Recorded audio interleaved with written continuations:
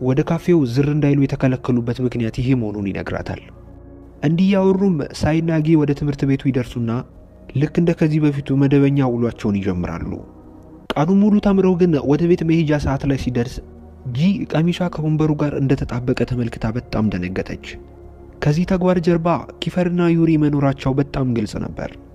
ሁሉም ተማሪዎች እየሳቁባት ጂ በጣም ተሸማቀቀች። ሁሉም ተማሪ ክፍሉን ለቆ ወደ ቤቱ ሲሄድ ጂ ነገ ከካፍቴሪያው ምግብ አመጣላችኋለሁ እያለች ፊሊክስ እና ሳይን ከዚህ ነገር እንዲገላግሏት ትለምናቸዋለች። እነሱም ጨክኖ መሄድ ይከብዳቸውና ከተጣበቀችበት ሊያላቅቋት እጆቿን ይዘው ሲጎትቷት ሳያስቡት ሙሉ ለሙሉ ጉርዷ ይቀደዳል። ሳይም ወዲያው ጃኬቱን አውልቆ እንድትሸፍንበት ይሰጣታል። ጂም በንዴት ከዛ በመውጣት ኪፈር ያለበትን ቦታ ታፈላልግና ከጓደኞቹ ጋር ቆሞ እያወራ ታገኘዋለች። የሳይንም ጃኬት ፊቱ ላይ ተወረውርበትና ካሁን በኋላ ለሚያደርጉባት ነገር ምንም እንደማትታገስና ዋጋ እንደምታስከፍላቸው ነግራቸው ከዛ ቦታ ትሄዳለች።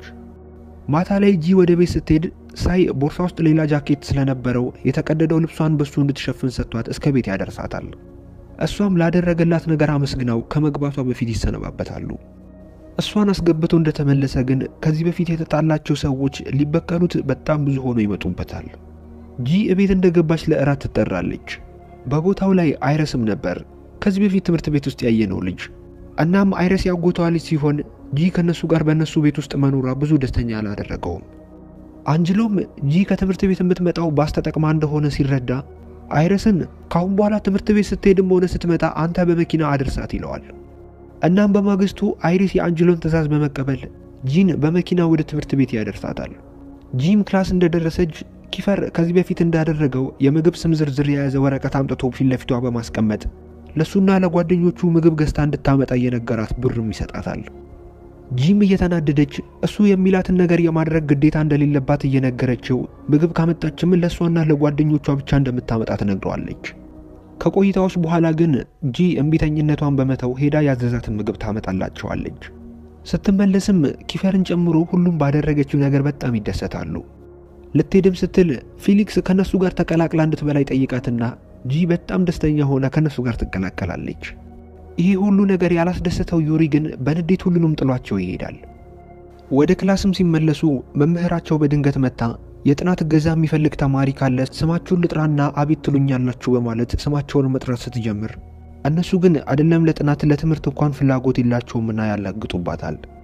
በድንገትም መምህሯ የጂን ሙሉ ስም ስትናገር የአያቷ ስም ከአይሪስ አያት ጋር አንድ በመሆኑ ሁሉም ተማሪዎች እየደነገጡ ኪፈር በመነሳት ከአይሪስ ጋር የዝምድና ግንኙነት እንዳላት ይጠይቃታል።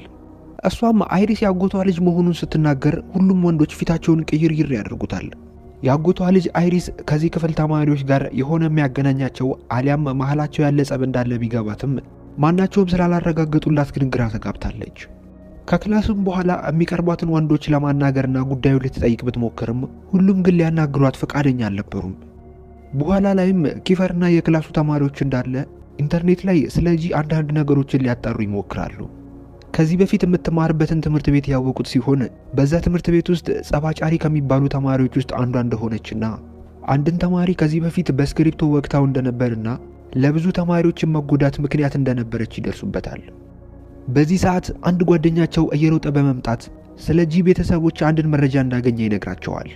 የጂ አባት ከዓመታት በፊት እንደጠፋና የት እንዳለ እስከዛሬ ድረስ ማንም እንደማያውቅ የጂም እናት ሌላ ወንድ ማግባት ስለፈለገች ጂን በልጅነቷ ከቤት አስወጥታ እንደጣለቻትና ጂ ከልጅነቷ ጀምሮ ያደገችው በአያቷ እጅ ሲሆን ወደዚህ ትምህርት ቤት ከተዘዋወረች በኋላ ግን ከአጎቷ ጋር መኖር እንደጀመረች ይነግራቸዋል። ኪፈርና ዩሪ ጂ ወደ እነሱ ክፍል የመጣችው አይረስ ወደዚህ ክፍል እንድትመዘገብ ልኳት እንደሆነና እነሱ ልትሰልላቸው እንደመጣች ማሰብ ይጀምራሉ። በማግስቱም ክላሱ የሚጸዳበት ጊዜ እንደደረሰ ወንዶቹ ልክ እንደ ከዚህ በፊቱ ጂን ብቻዋን ክፍል ውስጥ አስቀርተው ይዘጉባታል። አማራጭም ስለሌላት ብቻዋን ክፍሉ ማጽዳት ስትጀምር ኪፈር ይበልጥ ሊያናድዳት ስለፈለገ ቆሻሻ ማጣራቀሚያውን አንስቶ እዛ ጋር በመዘርገፍ እንድታጸዳው ይነግራታል። ጂም በንዴት ሌላውን ቆሻሻ ማጣራቀሚያ ተዘረግፈውና እማያግዟት ከሆነ ብቻዋን እንደማታጸዳ ትነግረዋለች። ጭቅጭቃቸው መክረሩን ያስተዋለው ዩሪ ኪፈር ጂን እንደሚመታት ስላስተዋለ እንዲረጋጋ ለማድረግ እየሞከረ ችግር ውስጥ መግባት የማይፈልግ ከሆነ ዝም ብሎ ክላሱን በማጽዳት ላይ እንዲያግዛት ይነግረዋል። ኪፈርም በመረጋጋትና ስሜታዊነቱን በመተው ጓደኛው ዩሪ ያለውን ነገር በመስማት ክላሱን በማጽዳት ያግዛታል። በማግስቱ ጂ ከአይሪስ ጋር ወደ ትምህርት ቤት በመኪና እየሄደች ሳለ በድንገት ሳይን በእግሩ ሲሄድ ትመለከተውና አይሪስን ቶሎ መኪናውን እንዲያቆመው ነግራው ከሳይ ጋር በእግር መሄድ እንደምትፈልግ ትነግረውና ጥላው ትሄዳለች። ወደ ሳይም ሄዳ ለቀናቶች ከክላስ የቀረኸው ለምንድነው በማለት ስትጠይቀው ከዚህ በፊት አግኝቶ የደበደባቸው ሰዎች ብዙ ሆነው በመምጣት በጣም ክፉኛ እንደደበደቡትና በጣም ስለጎዱትና መራመድ እንኳን ስላልቻለ ከህመሙ እስኪያገግም ከቤት ወጥቶ ራሱ እንደማያውቅ ይነግራታል። ጂም ክፍል ውስጥ ተፈጥሮ ስለነበረው ነገር እየነገረችው ተማሪዎቹም አይሪስ ያጎቷ ልጅ መሆኑን ሲያውቁ እንዳገለሏትና ማንም እያናገራት እንዳልሆነ እየነገረችው እሱም ይህንን እንደሚያደርግ ትጠይቀዋለች። ሳይ ግን እሱ እንደዚህ አይነት ሰው እንዳልሆነና ስለዚህ ልትጨነቅ እንደማይገባ ነግሯት ወደ ትምህርት ቤት ጉዟቸውን ይቀጥላሉ።